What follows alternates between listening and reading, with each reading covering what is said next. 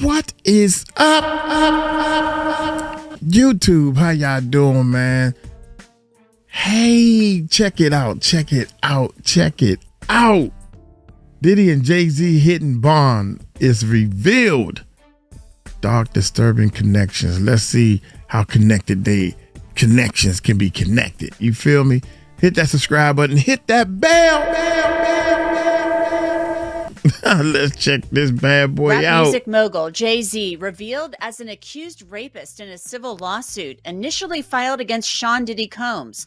The two stars, now accused of raping a 13-year-old girl at an after-party decades ago. I have 7 shocking details from the suit and what Jay-Z, Combs, and the accuser's lawyer are all saying about it. This is the story of a shocking hidden connection between the two undisputed kings of hip-hop, Diddy and Jay-Z, a dark, disturbing bond forged in a specific kind of power and privilege, a bond that is only now being fully exposed.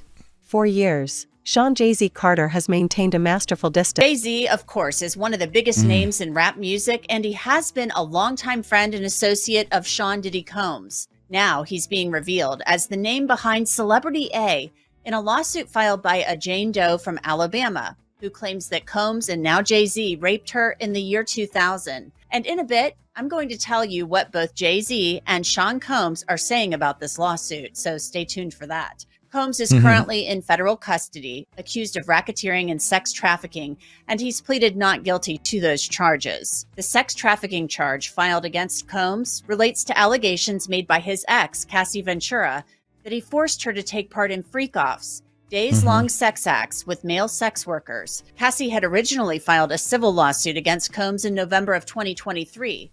That suit, of course, was settled in record time within a day. Before that, Combs' lawyers say that Cassie's lawyers had made an offer to them that they could buy the rights to a book she was writing for $30 million in exchange for it never seeing the light of day. Cassie's lawsuit and the subsequent settlement seemed to open the floodgates for other women to file civil lawsuits against Combs.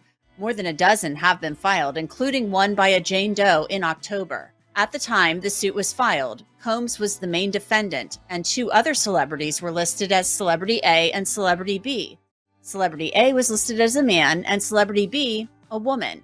Now attorney Tony Busby, after some legal back and forth with a demand letter and dueling lawsuits, says Celebrity A is Jay-Z, whose legal name is Sean Carter. The suit begins. Defendant Sean Combs, a.k.a. P. Diddy, a.k.a. Puff Daddy, a.k.a. Diddy, a.k.a. P.D., a.k.a. Love, along with his longtime friend and collaborator Sean Carter, a.k.a. Jay-Z, drugged and raped a 13-year-old girl at an after-party following the 2000 Video Music Awards. Another celebrity stood by and watched as Combs and Carter took turns assaulting the minor. Many others were present at the after-party, but did nothing to stop the assault. Combs has been allowed for years to conduct himself in this manner without any consequences. The plaintiff says she was 13 at the time in January of 2000, when she said she went to the MTV Video Music Awards at Radio City Music Hall. She didn't have a ticket, so she approached limo drivers who were parked outside hoping to get in. The lawsuit says one of the limousine drivers she spoke to claimed to work for defendant Combs. The driver told her that Combs liked younger girls and said that she fit what Diddy was looking for. And while not allowing her into the awards, the driver invited her to an after-party. The driver stated that he had to drive Combs and others to the after-party first, but instructed plaintiff to return to his location after the event and that he pick her up after and take her to the after-party. While the woman says she was outside the VMAs talking to the limo drivers, inside it was a big night, particularly for Jennifer Lopez, who was at the awards show with her then-boyfriend Sean Combs. They were a hot couple back then, and Lopez won the VMA for Best Dance Video. She was on top of the world that night. The woman claims that night, outside of Radio City Music Hall, she got into a limo with someone affiliated with Sean Combs. That suit says, after approximately 20 minutes, plaintiff arrived at a large white house with a gate U-shaped driveway. Once inside, 2 men asked plaintiff to sign a non-disclosure agreement, informing her that she could not discuss what happened at the after-party. She gave them her name and signed the form, but did not receive a copy. The Jane Doe described seeing celebrities, but those people are not named. Inside the building, plaintiff recognized many celebrities as she entered what appeared to be a large living room or foyer containing a large crowd. Plaintiff attempted to mingle in the crowd and talk to several of the celebrities that she recognized and whom she wanted to see at the VMAs. A careful silence as Diddy's empire disintegrated. His legal team has been crystal clear. Jay-Z has nothing to do with the Diddy case. They were professional rivals, occasional collaborators, nothing more. But that narrative, that expertly managed illusion of separation, has been shattered by a single, terrifying lawsuit that dragged both titans into the same legal crosshairs and forced a truth into the light that neither man wanted you to see. The smoking gun, the undeniable link, is the lawsuit filed by Jane Doe, which for a time accused both Diddy and Jay-Z of drugging and raping her when she was a minor at a party following the 2000 MTV Video Music Awards. Though this specific lawsuit was later voluntarily dropped, the damage was done. The vulnerability of the entire power structure they both helped create was irrevocably exposed. And this is where the dark, disturbing connection is finally revealed. It's not just that they were named together in an allegation of a heinous crime that was immediately and vehemently denied by Jay-Z, who called the claims frivolous. It's about the strategic, defensive maneuvers that followed. And a female celebrity, Celebrity B. Plaintiff immediately recognized all three celebrities. Combs aggressively approached Plaintiff with a crazed look in his eyes, grabbed her and said, "You are ready to party." Combs then threw Plaintiff toward a wall, causing Plaintiff to fall. Plaintiff got up and stumbled, at which point Combs grabbed her again and threw her on the bed. At that point, Carter began removing Plaintiff's clothes as she grew more and more disoriented. Plaintiff was held down by Carter as he vaginally raped her, while Combs and Celebrity B watched. After Carter was finished, he stepped back toward the wall. Combs then stepped forward and vaginally raped Plaintiff while Carter and Celebrity B watched. Combs then knocked Plaintiff down and attempted to force Plaintiff to perform oral sex on him. She fought back, standing up quickly and punching out at the same time, hitting Combs in the neck.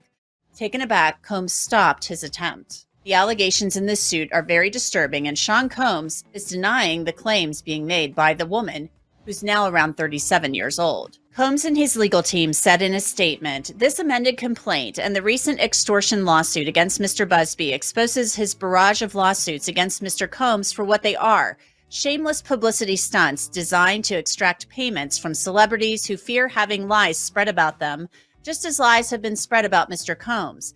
As his legal team has said before, Mr. Combs has full confidence in facts and the integrity of the judicial process. In court, the truth will prevail that Mr. Combs never sexually assaulted or trafficked anyone, man or woman, adult or minor." And Jay-Z posted a lengthy statement on X calling the allegations heinous. "My lawyer received a blackmail attempt, called a demand letter from a lawyer named Tony Busby. What he had calculated was the nature of these allegations and the public scrutiny would make me want to settle. No, sir, it had the opposite effect. It made me want to expose you for the fraud you are in a very public fashion. So no, I will not give you one red penny," in all caps. "These allegations are so heinous in nature that I implore you to file a criminal complaint, not a civil one. Whomever would commit such a crime against a minor should be locked away. Would you not agree? These alleged victims would deserve real justice if that were the case." This lawyer, who I have done a bit of research on, seems to have a pattern of these type of theatrics. "I have no idea how you have come to be such a deplorable human, Mr. Busby, but I promise you I have seen your kind many times over. I'm more than prepared to deal with your type." Jay-Z then talks about his family and the toll this will take on them. "My only heartbreak is for my family. My wife and I will have to sit our children down, one of whom is at the age where her friends will surely see the press and ask questions about the nature of these claims and explain the cruelty and greed of people. I mourn yet another loss of innocence. Children should not have to endure such at their young age. It is unfair to have to try to understand inexplicable degrees of malice meant to destroy families and human spirit. My heart and support goes out to true victims in the world who have to watch how their life story is dressed in costume for profitability by this ambulance chaser in a cheap suit. You have made a terrible error in judgment thinking that all celebrities are the same. I'm not from your world. I'm a young man who made it out of the project of Brooklyn. We don't play these types of games. We protect children. You seem to exploit people for personal gain. Only your network of conspiracy theorists, fake physics, will believe the idiotic claims you have levied against me, that if not for the seriousness surrounding harm to kids, would be laughable. I look forward to showing you just how different. When Jay-Z was named, he didn't just issue a denial, he did something far more aggressive and revealing. He launched an offensive legal action against the plaintiff's lawyer, Tony Busby, accusing him of a blackmail attempt and extortion. Jay-Z's lawyer, Alex Spiro, argued that the lawyer was using the threat of a public lawsuit to extort exorbitant sums of money. Why is this the key to the hidden bond? Because the lawyer Jay-Z was attacking, Tony Busby, is the same attorney representing dozens of accusers against Diddy. By attacking the legal strategy and the credibility of Diddy's primary legal opponent, Jay-Z was effectively running strategic interference for the entire celebrity class, and most importantly, for the man who was drowning in litigation, Diddy. Every legal blow Jay-Z's team landed against Busby was a shield raised for the structural integrity of the empire built on celebrity privilege. It suggests a high-level, covert legal alliance born of mutual fear. They may not have been holding hands, but their war rooms were fighting the same enemy, a fact that completely I am. And lawyer Tony Busby, who filed the suit in the first place, is firing back also on X. Regarding the Jay-Z case and his efforts to silence my clients, Mr. Carter previously denied being the one who sued me and my firm. He filed his frivolous case under a pseudonym. What he fails to say in his recent statement is my firm sent his lawyer a demand letter on behalf of an alleged victim, and that victim never demanded a penny from him. Instead, she sought only a confidential mediation. Since I sent the letter on her behalf, Mr. Carter has not only sued me, but he has tried to bully and harass me and this plaintiff. His conduct has had the opposite impact. She is emboldened.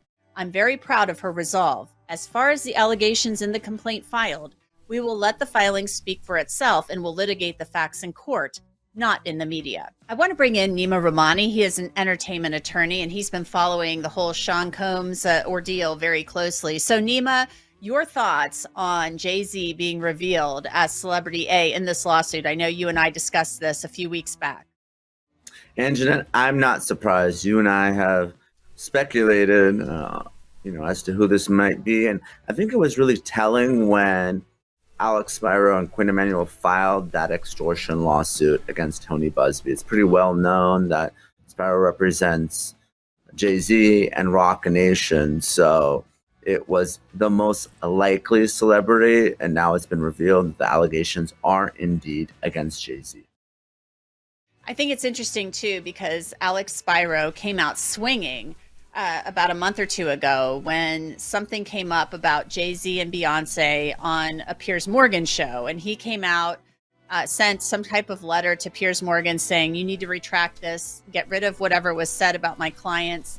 And he did it lickety split. And then that was kind of a big red flag that Jay-Z was on the offense, or on the defense and on the offense, trying to play a little bit of both. So, but the thing is, Jay-Z is saying this isn't true. He's filed a motion to dismiss this suit.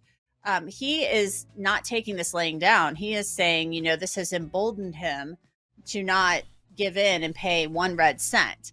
But this woman is claiming this was Jay-Z and Sean Combs who raped her as a 13-year-old girl. So how do we get to the truth of the matter here? So what you would want if you are Busby and this now woman's lawyer is ideally you have some sort of corroborating evidence and a contemporaneous report. It can be challenging to bring these types of cases decades later. Now, it's really going to go in one of two ways. And we saw it with Diddy and Cassie Ventura. This is either the first of many lawsuits that are going to be filed against Jay-Z, or this is a one-off. We know that it can be Weinstein, it can be Cosby, it can be Epstein. Oftentimes, abusers abuse more than one victim. And I'm not saying any of this is true, but if it is, there may be more than one victim here. And if others do come forward, sometimes it's hard for jurors to believe one victim in a he said, she said type situation. But when victim after victim is telling the same story of physical and sexual violence, that's very hard for jurors to overcome. We still don't know who Celebrity B is. There's been a lot of speculation about that. We don't know who it is. We know it's a woman, and she so far has not been unmasked. Tony Busby has not revealed Celebrity B's identity. What can we take away from that? So Celebrity B, there's a lot of speculation out there. I mean, obviously we know who Diddy was dating at the time. that's who a lot of people think it was. But He annihilates the narrative of their separation. The disturbing connection runs deeper into the alleged culture of secrecy and exploitation that characterized their shared ascent. Diddy's infamous parties, the white parties and the later, more secretive freak-offs, were legendary events that Jay-Z, his wife Beyoncé, and dozens of other high-profile figures attended. These parties, now revealed in court documents to have allegedly been sites of non-consensual acts, coercion, and drugging, were the fuel that powered their parallel mythology. The very environment that led to Diddy's conviction, the unchecked hedonism, the blurring of lines between entertainment and exploitation, was a shared cultural landscape they both navigated and benefited from. Furthermore, the legal filings, including those later dropped, contain chilling details suggesting a shared mindset and level of awareness. Jane Doe's complaint alleged Jay-Z was present during the incident where she was asked to sign a non-disclosure agreement before being given a drink she believes was spiked. She further alleged that Jay-Z and Diddy did since making it weeks ago, and he passed the buck, stating that another unnamed firm had vetted the allegations and that the Busby law firm would, quote, continue to vet claims and collect corroborating data to the extent it exists. So yes, that is true, based on the NBC reporting. He said that. And Jay-Z argues that's not adequate. That is, quote, entirely improper, and that it was Busby's job to conduct a factual investigation before he signed and filed this complaint, not afterwards. And Jay-Z and Alex Spiro double down on this, and they make the argument that if you look at how Tony Busby has conducted himself since Combs was arrested and indicted, it shows that Tony Busby hasn't been doing his proper due diligence. Why do they say that? Because after that happened, after Sean Combs was arrested and indicted, they say that Busby apparently published a 1-800 hotline number for potential plaintiffs to sue Sean Combs for abuse.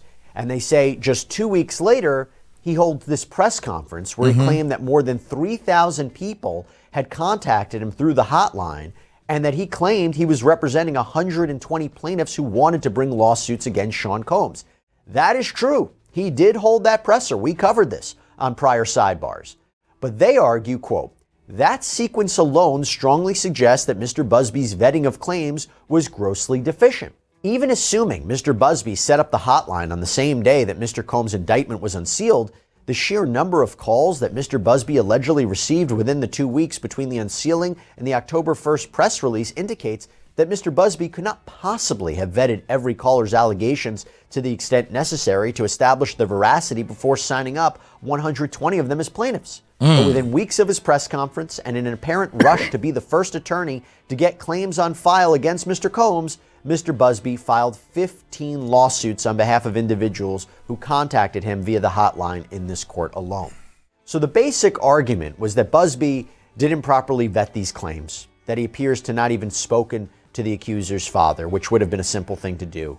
And when he started to see cracks in this case, he should have withdrawn the complaint. And they argue that he is not engaging in his ethical responsibilities. And they even go so far as to suggest that maybe that is why he has not obtained temporary admission to practice law in this court, the Southern District of New York, for this case. Because in the law, we call that pro hoc vice. That's where you're temporarily admitted to try a case in a jurisdiction that you're not otherwise admitted to. We talked about this previously on another episode of Sidebar because he was defending himself, Tony Busby, in a prior filing. And he was basically saying, look, I'm not trying to avoid being sanctioned. I'm not trying to avoid the court having authority over me to avoid being sanctioned. And he wrote, I am a member of the State Bar of New York and am admitted to the Eastern District of New York. I intend to apply for reciprocal admission to the Southern District. Again, that's where this case is being held. The fact that I have signed pleadings and letters filed in this court does not reflect any attempt by me to evade responsibility for anything. However, Jay-Z and his legal team, they write here in this filing that Busby, quote, has not even sought interim admission pro hoc vice while his application is pending, despite signing more filings over the ensuing weeks. Whether that reflects an improper effort to avoid the jurisdiction of this court or just a failure to act with anything approaching reasonable diligence, it reinforces the propriety of imposing sanctions here. So Spiro doubles down and tries to reassure the court that what Busby is accused of here, these Rule 11 violations he says that he has committed, that they are extreme, that this isn't levying, quote, irrelevant ad hominem attacks against Tony Busby. Now that is seemingly in reference to what I mentioned before, where the judge had chastised Alex Spiro for what he was saying about Tony Busby. They're saying it goes beyond this. This is not just personal ad hominem attacks or anything like this. And they even claimed took turns assaulting her while another celebrity watched. Though Jay-Z vehemently denied these allegations and the lawsuit was dropped, the initial details presented to the court painted a dark picture of shared knowledge and shared alleged participation in an environment of gross abuse. This is the hidden bond finally revealed. It is not a friendship. It is a shared liability. It is the shocking realization that the two biggest icons of the culture were allegedly connected not just by platinum records and billion-dollar deals, but by the same dark, systemic behaviors that shielded them from accountability for decades. Jay-Z's aggressive legal maneuver against the accuser's lawyer was not just an act of self-defense. It was an act of preservation for a system that both he and Diddy had mastered. When Jay-Z was named, he didn't just issue a denial. He did something far more aggressive and revealing. He launched an offensive legal action against the plaintiff's lawyer, Tony Busby, accusing him of using the threat of a lawsuit to extort exorbitant sums of money. Jay-Z's attorney, Alex Spiro, claim that Tony Busby is a repeat offender. So Damn. Alex Spiro writes, on October 14th, 2024, he, meaning Tony Busby, filed a different complaint on behalf of an anonymous John Doe against Mr. Combs that has also contained easily disprovable allegations. For example, that complaint asserted that John Doe had never been married, but CNN reported the contrary. He was married, and his marriage purportedly ended after the alleged assault. That is information that any attorney could obtain during an introductory meeting with his client by simply asking questions about his marital history or how the alleged assault impacted his life. The complaint also asserted that Doe was assaulted in 2006 in the Hamptons at Mr. Combs' white party. But again, CNN revealed that the white party was held in Saint-Tropez in 2006 and in the Hamptons in 2007, something Mr. Busby could have learned through a simple Google search. So let me just take a quick pause here to talk about Come this. on, Busby. A counter-argument for Tony Busby to fight against this, I imagine, could be none of these inconsistencies in Jane Doe's account or John Doe's account make the story not true. With respect to Jane Doe, yeah, there may be details that are wrong, but isn't that natural? We're talking about something that happened 24 years ago. Well, now 25 years ago, but 24 years ago when she filed the complaint. And if the allegations are true, a victim of sexual assault could have recall issues given the trauma of that event, especially the age that she was at or allegedly at. But Spiro and Jay-Z kind of respond to that.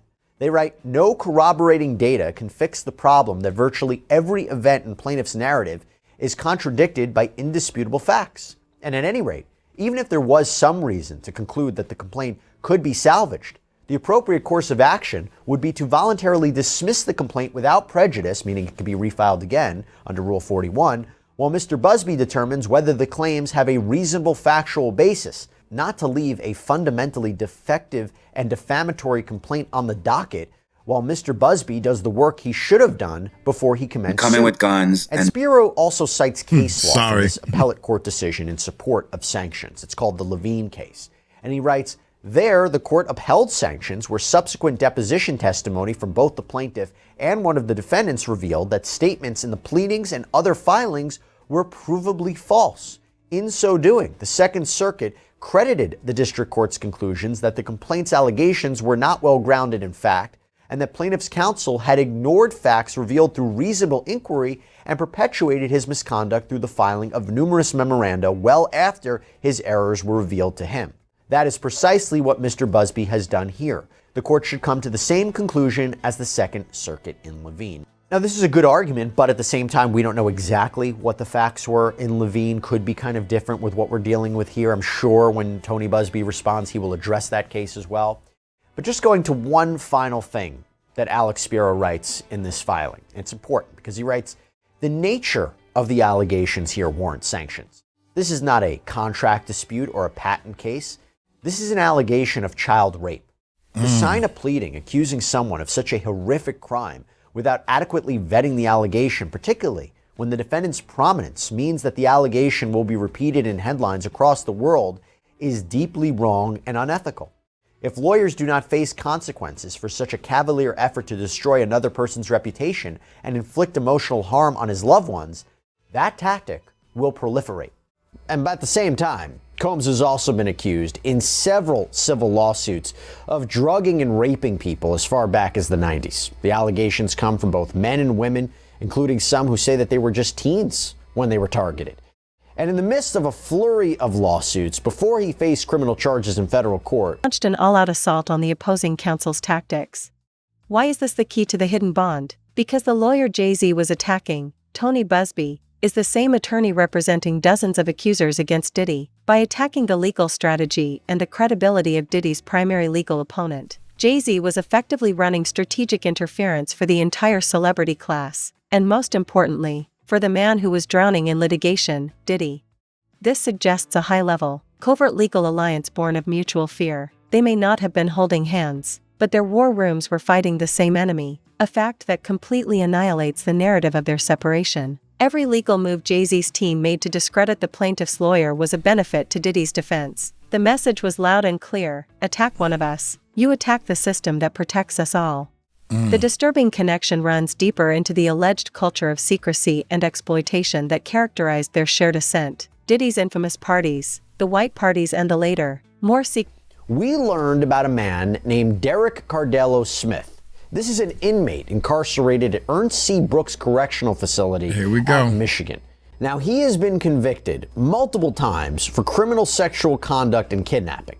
Cardello Smith appeared on a judge's live stream from prison representing himself to explain why he wanted an injunction against, out of all people, Sean Combs. This is in the matter of Derek Lee Cardello Smith, MDOC number 267009 versus Sean Combs, Sean Puff Daddy Combs, also known as Sean P. Diddy, also known as Diddy, Bad Boy Records label owner, founder, also known as Puff P. Daddy, Bad Boy, Diddy Run the City, Sean Combs, also known as Sean Puffy Combs. And this is file number 24-7362NO. I'll grab your paperwork here real quick out of this other paperwork. We do have Mr. Cardello Smith appearing from the Michigan Department of Corrections. Sir, where are you currently located? I'm located at the Ernest C. Brooks Correctional Facility, 2500 South Sheridan Drive, Muskegon, Michigan, 49444, ma'am. All right, thank you, sir. Or Your Honor. Thank you. So I do see that we do have a proof of service on Mr. Combs, but for purposes of this hearing, you filed a motion for a temporary restraining order and or a preliminary injunction to stop all sales of the property and assets attached to or involved with said property based on the interest of plaintiff and plaintiff's connections to defendant's sexual assault of plaintiff Derek Lee Cardello Smith, requiring a preliminary injunction and or a temporary restraining order. Do you wish to argue the motion today, sir? Yes, Your Honor. All right, you may proceed then. Okay, the purpose of it is based on two actions taken by Mr. Combs himself, directly with me here. We did a live one-on-one visit in our prison visiting room. There's two meetings within the past 2 weeks with Mr. Combs on one meeting and then a financial advisor on the other meeting on Mr. Combs' behalf. And he stated that he would make me an offer to end the case and what happened to me because of other things that he stated he has going on in his life that require his money right now, and he wants to sell everything off. And he made me a financial offer of $2.3 million to allow what happened to me to go away. And he stated that he's going to be selling his property. And under the 2005 California Civil Code 2881-2885, the creation of liens, which allows out-of-state justices and orders to cause a stop of any title transfer, property transfers in Los Angeles or any other place that he has property. He stated that he wouldn't be able to proceed with that sale. And he did it the day after I served him the suit. And he also said that he won't be filing an answer to the complaint. He said, you can find me in default or whatever.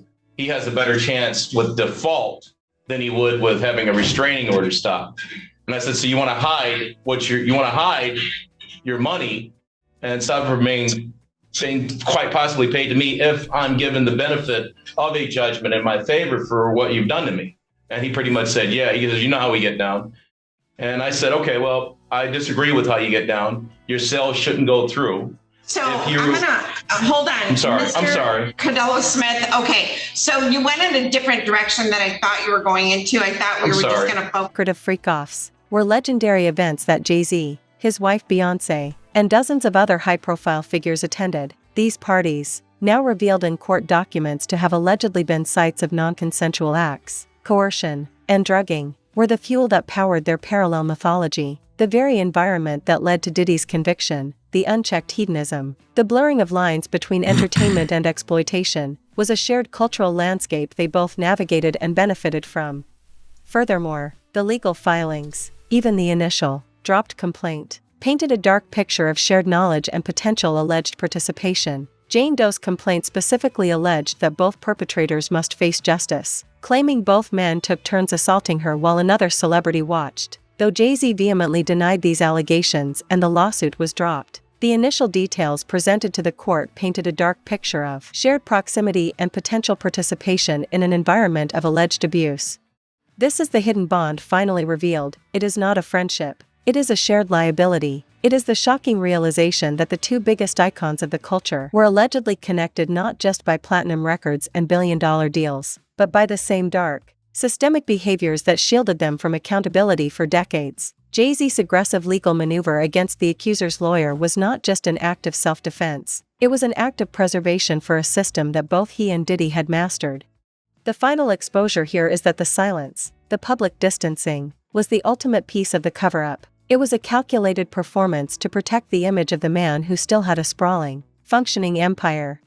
The final exposure here is that the silence, the public distancing, was the ultimate piece of the cover-up. It was a calculated performance to protect the image of the man who still had a sprawling, functioning empire, while the other man took the fall. But the truth is out. Diddy and Jay-Z's hidden bond was the shared defense of an ugly secret, a secret that is now haunting the entire music industry. The collapse of one empire threatens to expose the foundations of the other. The connection is real, it's disturbing, and it's finally revealed. Finally revealed. I don't know, man. One of the things that I'm kind of really concerned over, first of all, Bugsby was actually fouling in the wrong court, or he wasn't allowed to foul, and all this stuff that we don't understand. And I'm like, dude, you supposed to be the man. You supposed to be the savior. Da, da, da. He was representing over 100 or 1,000. I can't even remember. He was representing a whole lot of people. Now we ain't heard nothing from that one. Come on, Bugsby. I would have rather you said you was representing 3 people and handle your business with the 3 people. You know, came out with this great big old number, and then all of a sudden, all the stuff started falling apart. What the heck? But I mean, we still got hope. We still got hope for him. Next thing you know, the little girl chickened out or whatever. Then all of a sudden, him and Jay-Z got beef. Hold up, why y'all beefing, man? Just settle it in court. Now you don't hear nothing about them. They sued each other, and then that fell out or dropped or whatever. What the heck is going on here? Oh my goodness gracious! Look here, man. I don't know, man. I'm thinking Bugsby is jumped out there to be all big time and everything, and once you jump out there and if it don't work, then you just start saying, well, I jumped and everybody liked me, so I move up. You don't care about the consequences that we're saying. Dang gone. I mean, I don't know what's going on with Bugsby. He was supposed to be the savior of everybody who had some bad dealings with Diddy. I'm looking for that other lady. The other female got one case. I can't, dang, Graves or something like that. Graves is her name. The lady, I apologize for calling her a crybaby, but you need to write them tears, and you need to get into this game. You know, so hey, I'm looking at her now. I'm hoping she do better with that one case she has. Boom, bam. Turn that one case into a civil case, and I will give you way more respect than what this Bugsby dude done did. So far, you ain't do nothing. I was looking at it, set it off. I'm hooked on these old movies again for relaxation. Set it off. Queen Latifah said, you still ain't do shit. Hey, Bugsby still ain't do bullshit.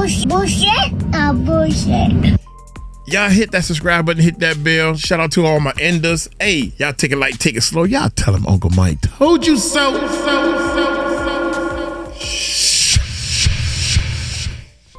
Peace out.